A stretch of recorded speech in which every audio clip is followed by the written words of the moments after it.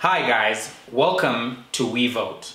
Today we are going to talk about the DRC elections, the results that just came out, and what the meaning of all of this is. But before we talk about that, I am giving away not one, not two, but three, but I only have two hands. Giving away 3 copies of this amazing book, Becoming by Michelle Obama. Although I think the title is so misleading. It's like Becoming Michelle Obama. But anyway, story for another day. But if you want to find out how to win this particular books, you need to wait till the end of the video because that's where I'm going to discuss that. Now, let's talk DRC. If you are an African, you need to care about DRC because DRC basically is the center of Africa. And unless the center holds, Africa will never prevail and Africa will never truly be great.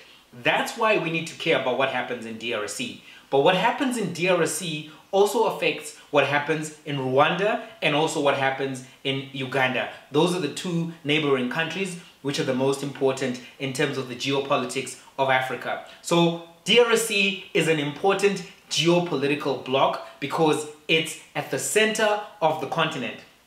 But not only that, the DRC has 24 trillion US dollars worth of untapped mineral resources. Let me repeat that.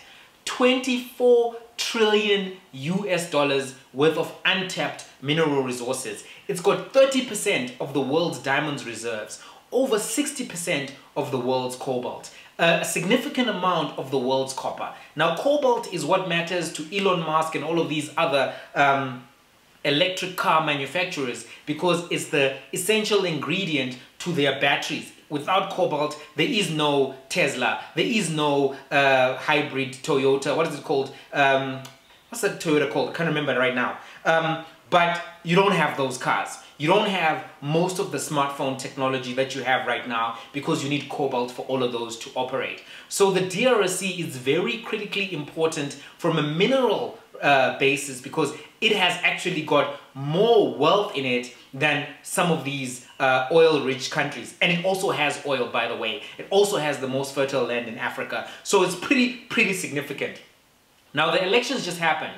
The first interesting thing you need to know about the elections is that there are 80 million residents of the DRC. 40 million of those people were registered as voters. But out of that 40 million, only 17 million voted. That's 42.5% of the electorate voted.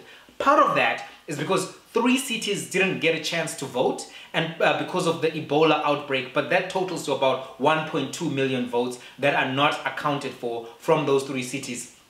But more than that, on the 23rd of December, there was a massive fire which destroyed most of the electoral equipment, the voting machines, etc., etc. And if you read the reports, what they say is that criminals destroyed that material. So this election has been bogged by irregularities from the jump. The very fact that Joseph Kabila didn't want to have an election for the very longest time, but in 2016, the Catholic Church was able to get a commitment out of him to have an election. That election was supposed to be at the end of 2017. It was then pushed to the end of 2018. Kabila has been in power. He's overdue now by 2 years.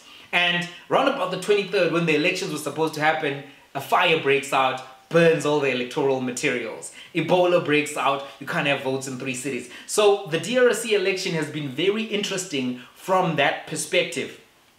But now let's talk about what actually happened in the outcomes of the election. So the Catholic Church had over 40,000 observers who were taking part in observing their electoral results. They were using a system similar to what Zimbabwe was using, where the results are posted outside of the voting station and then everyone can tally those votes as and when they come in. So here are the outcomes or the results as announced. There's been a delay. 2 days ago, South Africa was pushing for a release of the results along with other countries. Here are the results though. Felix Tshesekedi, he comes out with 7 million votes. He is the declared winner, the provisional winner as it stands. Martin Fayulu, he is the number 2 candidate. He comes out with 6.4 million votes. And the guy who was preferred by Joseph Kabila, Emmanuel Shadari, he comes out with 4 million votes, right? That gives you that round total of about your 17 million.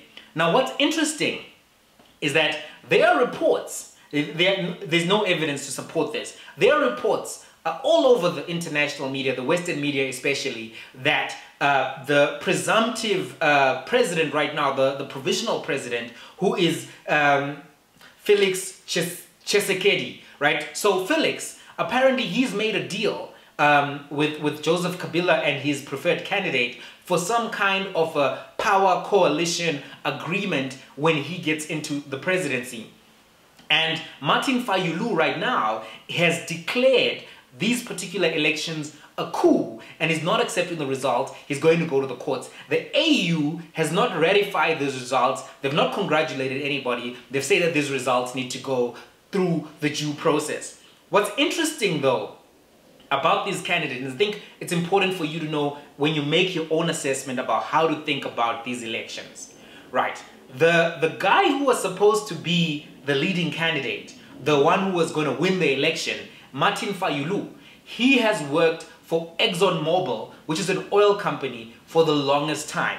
He's educated in the US, educated in France. Now it's interesting because these countries, France, Belgium, the US, have rejected the election results. In fact, France has come out the most strongly, as Belgium. The two colonial powers who have vested interests, Belgium and France, have opposed the outcome because they preferred to have Fayulu. Now, I always get bothered when the colonial entity picks a candidate and prefers a candidate because they're not our friends. It's the same way that the devil is a liar. If the devil comes and gives you advice on how to improve your life and get into heaven, guess what? You don't bite the apple, Eve. You don't do it. The devil isn't your friend. He doesn't have your same political agenda. So it's quite interesting. The DRC is the most populous French-speaking country in sub-Saharan Africa. The French have a vested interest in this country, and their preferred candidate who has lost this election is actually somebody who's educated in France,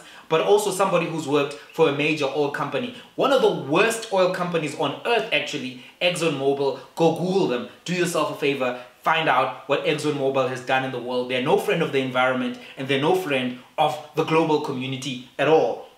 They're the friends of profit and monetary interest. So it's, to me, I'm a little bit skeptical when I find out that Belgium and France picked a particular candidate and now they're throwing their toys out of the cart because their candidate has lost.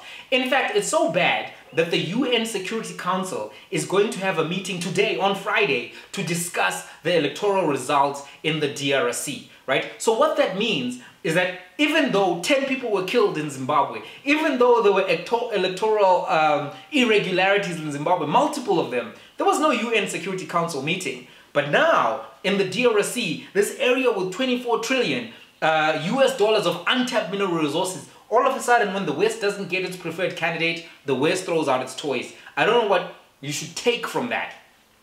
I do want to say there's obvious benefit to having a candidate that the West prefers winning, because if that candidate comes in, you get investment, you get international legitimacy, that kind of thing. So the question is, what's more important at this point? Having a stable transition without military fights between the Kabila faction and the Tshisekedi faction, who are like right now the presumptive winners, or having this economic benefit? Because now the West is rejecting this election outcome, but what's happening is that you know, the military apparatus is likely to accept this outcome. So then the question is, what's the way up? What do we value?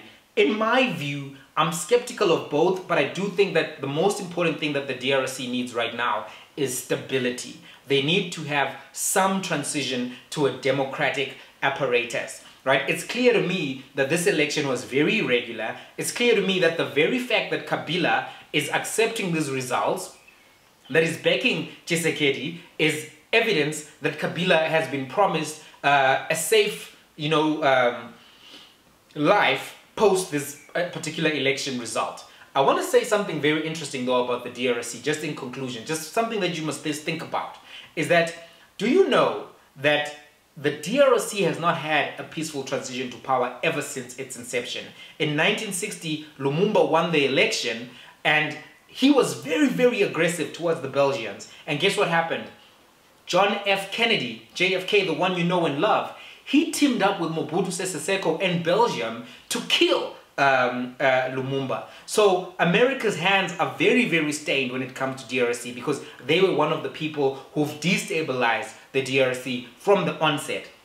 The guns that are in DRC right now are from America. So when you consider the DRC, you have to consider it as a very complicated political landscape, but one that does matter to Africa. So this is an ongoing story. I'm just trying to give you an overview of the game plan and the lay of the land so that you can understand everything that's going on in the DRC. And that's currently what's going on. The dynamics are complicated because you've got the US, the Belgians, the French interested in the DRC for obvious reasons, called cobalt, copper, and diamonds. Then you've got Kabila and the other guys who are interested in Tshisekedi becoming the president because he's going to protect them, and that also includes the military apparatus. You've got the people who are in the middle, but in all of that, you still have to have some kind of a transition to a stable democracy if the DRC is going to grow. So that's where things stand in DRC. I'm curious, what are your thoughts about the situation in DRC, right? This is exactly how you're going to win a copy of this book.